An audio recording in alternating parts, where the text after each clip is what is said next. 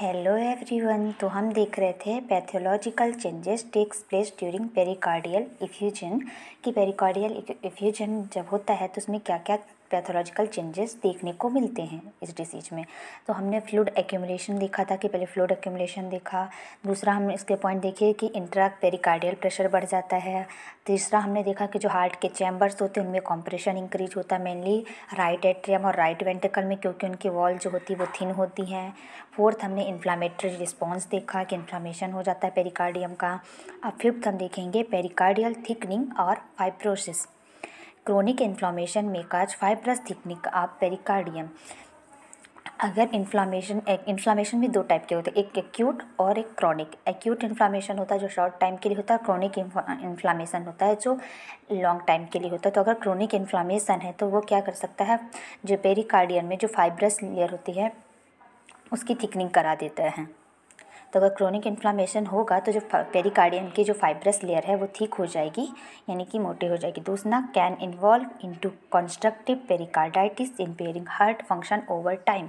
जिससे क्या होगा, जो हमारी कॉन्स्ट्रक्टिव पेरिकार्डाइटिस की कंडीशन बनेगी। कॉन्स्ट्रक्टिव पेरिकार्डाइटिस मीन्स जो पेरिकार्डियम है वो थिक हो जाएगी, जिससे वो जो हार्ट की एबिलिटी है कि वो अपना फंक्शन करे वो रिस्ट्रिक्ट हो जाएगी। मतलब अगर क्रोनिक इन्फ्लामेशन हुआ तो फाइब्रस लेयर जो थी पेरिकार्डियम की वो थिक हो गई।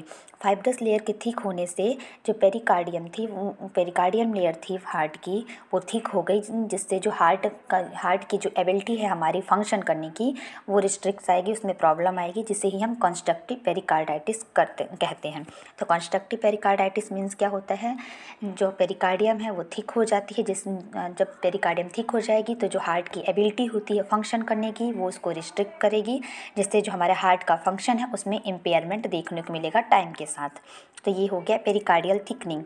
नेक्स्ट है long term changes. Long term changes में इफ़ क्रोनिक द पेरिकार्डियम में become thick and fibrotic and calcified. अगर वो क्रोनिक यानी लॉन्ग टाइम के लिए है तो पेरिकार्डियम क्या हो जाएगी, हमारी थिक हो जाएगी, मतलब मोटी हो जाएगी। फाइब्रोटिक यानी जो फाइब्रस टिश्यू है वो एक्सेस अमाउंट में वहाँ इकट्ठा हो जाएंगे, और कैल्सिनाइड यानी कैल्शियम के एक्यूमुलेशन के कारण वो हार्ड हो जाएगी।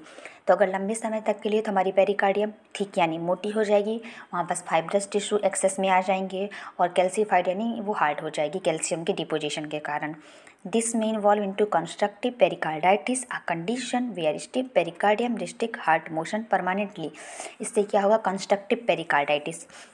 इसके पहले भी हमने देखा था कि कॉन्स्ट्रक्टिव पेरिकार्डाइटिस एक कंडीशन है जिसमें जो हमारी पेरिकार्डियम होती है वो स्टिफ हो जाती है, यानी कि हार्ड हो जाती है।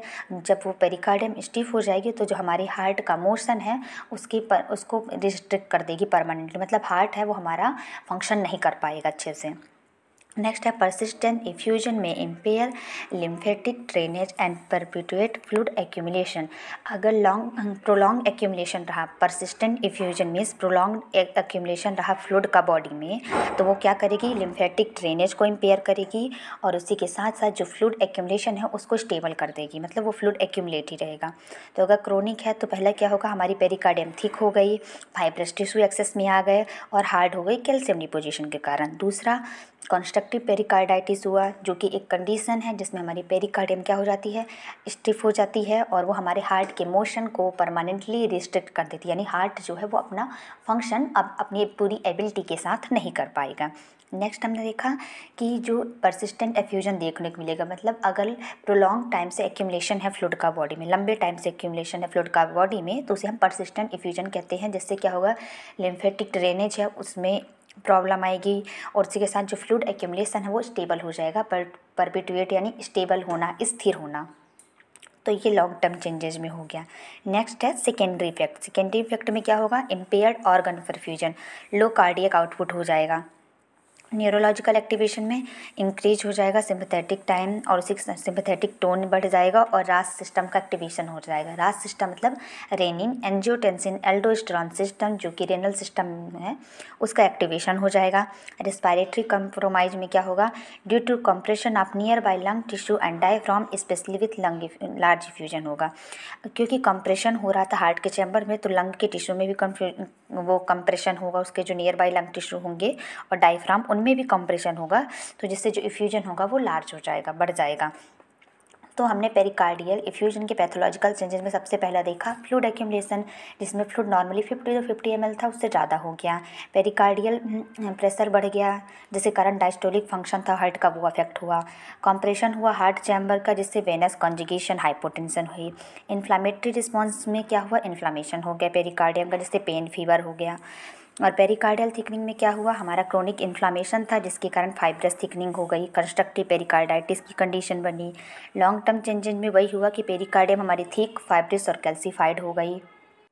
और सेकेंडरी इफेक्ट में हमने देखा कि ऑर्गन फंक्शन परफ्यूजन हुआ, न्यूरोलॉजिकल एक्टिवेशन हुआ, रिस्पायरेटरी कंप्रोमाइज हुआ।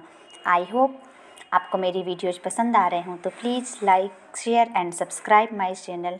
ये overall pathological change during pericardial infusion अब कंप्लीट हो गया है। Thank you so much.